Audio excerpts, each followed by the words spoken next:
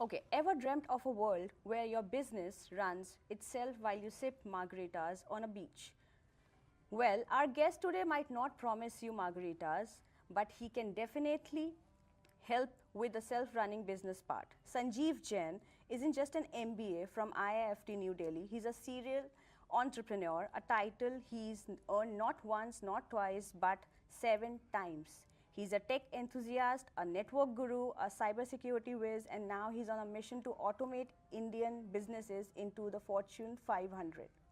So buckle up because we are about to dive into the world IT box and discover how Mr. Sanjeev is turning entrepreneurial dreams into automated realities. Welcome, sir, to Leader Story. Thanks, I'm Neha. Thanks, Neha. So let's start, sir. Yeah, thank you so much for having me. Welcome. CEO IT box is revolutionizing business operations. So what's that moment when it sparked your vision for streamlining processes and automating companies? So, like you know that I'm a serial entrepreneur, so each of the company was a struggle. Okay. Every time there were so many issues and we were like practically reinventing the wheel in every company. So exactly the same issue is there with all the entrepreneurs. So they are very good in the area of passion. Like someone is good with food, but then handling the operations of a restaurant. Then someone is very good in design, right? But then handling sales, right? And I thought that, maybe if there is a way, how do the big corporations do it? And all these big corporations, so they are using technology to make systems and using those systems to run their operations and scale them to any size.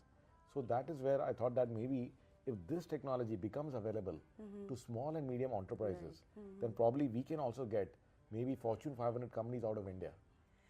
So my next question, your clients see transformative results in just 3 months.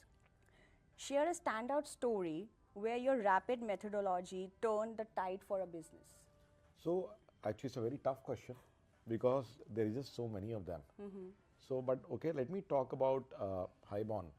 So Highborn is an elevator company. So we have the owner Ratan Sehgal and very, very fast moving, very nice, very nice company. They've got amazing designs of elevators. Okay. So they create luxury elevators and, they had big plans. They wanted to, spread across India and capture the entire market. But the owner could not get out of operations. And he was always stuck and he came to a point where he said that if I'm going to increase this business further, there is no way that I can go further the way we are doing it right now. So then we took the entire digital transformation initiative and each and every part of their business was automated.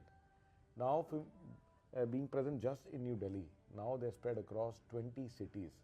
In fact, I think the revenues must have grown already 5 times. And Ratan is now planning to actually create a base in Dubai to handle the entire Middle East. Wow, that's incredible. And this is just one of the stories. So we have got similar, we got thousands of stories like this.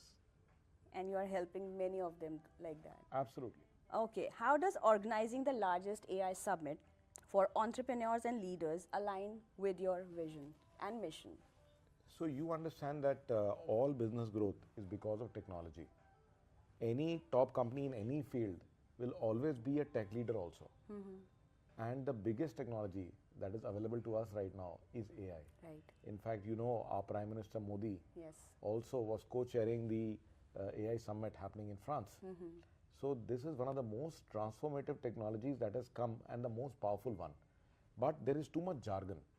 Okay, there are too many tools, there are too many talks going about, but the entrepreneurs are absolutely at a loss to understand exactly how they should go about and use it practically to solve their real business challenges. So that is why we organize this AI summit to actually guide them, give them a roadmap that exactly how AI has to be used right from strategy and operations to marketing, sales, to getting their dashboards for finances, to again reimagining their business model. So this is a completely different summit and a completely non-technical and completely practical one. I'm sure it's going to add a great value to all the people who are attending it here today. Surely it will. Now we'll move to the next segment, which is Mind of a Leader. My first question for that. With an MBA from IIFT and a track record running 7 diverse businesses, How have your varied experiences shaped the ethos and services at COIT Box? There are many trainers, many kind of trainings that are available to entrepreneurs today. They can even go to very famous MBA schools. But the problem is that most of these programs are theoretical in nature. So when you come back after the training and you want to implement anything, you will run up against many roadblocks. Right. Being an entrepreneur, I have had experience in manufacturing. In our company, Delta Exports, that's one of the biggest in the world for manufacturing fragrance products. Similarly, I have experience in real estate with a company called Delta Towers. Then I have huge experience in projects from my company TNS, Technology Never Sleeps, that does multiple airports, setting up of very high-end IT infrastructure. So all of these businesses have given me the necessary background as to what is going on, what is in the mind of the leader, what are the challenges they face, and it enables me to actually create practical application and practical services to exactly guide and solve those specific challenges in all these varied industries. Okay. All right. Working with giants like Action, Anmol Biscuits, and Bikaner Wala, what's the most surprising lesson about business operations and human behavior you have uncovered? So the most important thing is that although we are working on technology, but technology alone is not sufficient. Right. So we actually have a model around this, Okay. which we call as the PPP model. Okay, it doesn't stand for public-private partnership. It actually stands for our technique that I have learned from these leaders, that the number one thing that comes is purpose and plan. Okay. So the first P is purpose and plan. So you have to have a plan and you have to know that what purpose you are fulfilling. Then the second thing is people. So people, normally business owners are focusing on tasks. Okay, we have to do this work, you have to do this work, so much work is there. But I tell them that you have to focus on people. If you focus on people, you make them, make them more competent. Okay, train them, and you energize your people, you energize your team, and motivate them. So they are going to handle more work than you could ever imagine. And finally, once you have the purpose, you have the people, then comes the process and technology. You have to give them the tools, because a bad system beats a good person every time. Right. Okay, so this is the same thing, the same lesson I see repeated in all these big organizations. So you are saying that if you train people, it will be easier for them to handle different tasks? Absolutely, and there is no getting rid of people. Even if you think that, okay, AI is coming and let's get rid of people, My it's not next going to happen. question is that only. So it's not going to happen. So we need to make sure that we are creating an ownership within our team, and once they become the owners, then the owner can actually rest and go on to other opportunities. That is what most of these big companies are and these big leaders are doing. Okay. Now let's talk about small businesses. So do you see that AI is a threat for small businesses? No, on the contrary.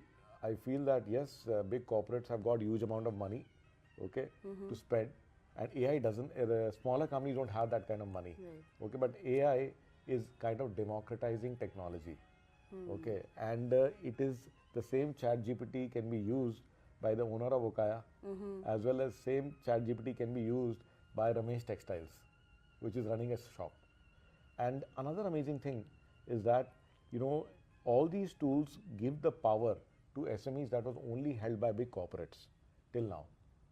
So they could make big videos, they could create big websites, they could automate their customer operations. But the smaller organizations using the AI tools can develop their own software. Yes. They can develop their own websites. They can completely automate their operations without spending a penny. So what about people who are less skilled? So what do you worry? Like- You worry that these people might get out of job? Jobs, yeah, run out of jobs. So there's because a of AI. shocking survey that was done. It was an actual survey that was done, that they trained low-skilled workers, and they found that the low-skilled workers actually got more gains out of the training on AI. Oh. And there was a 30% productivity increase, because now AI could guide those people who are doing the job. Suppose they are doing some packing or they are making something, but the AI could guide them in real time that you are making this mistake, and you know their rectify it. productivity increased like anything. So 30% increase was there in the productivity of low skilled workers, and AI is benefiting them more. So AI becomes an amazing, you know, real time assistant for people who are lacking the skills and training them to increase their skills. Okay. Now we are at the last section, which is rapid fire. We have to be very quick. Okay. So what's one productivity hack that you really rely on every day? Okay, it's a non-tech hack. Every day I make a daily journal. Okay. So I do my gratitude for yesterday and I chalk out my priorities for today. So that is one amazing productivity hack, and we use it, do it using a little bit of technology. I do it on my phone. Okay, that's a technique. Yes. Okay, which tech gadget or tool can you not live without? So I have my phone here, and especially this is a foldable phone. Okay. So works half time like a laptop, half time like a phone. So I can't really live without this. In a single word, how would you describe the future of business automation? I think it's amazing, incredible. So with the coming of AI, automation and especially for smaller businesses has never been easier, and it is giving a next level tools.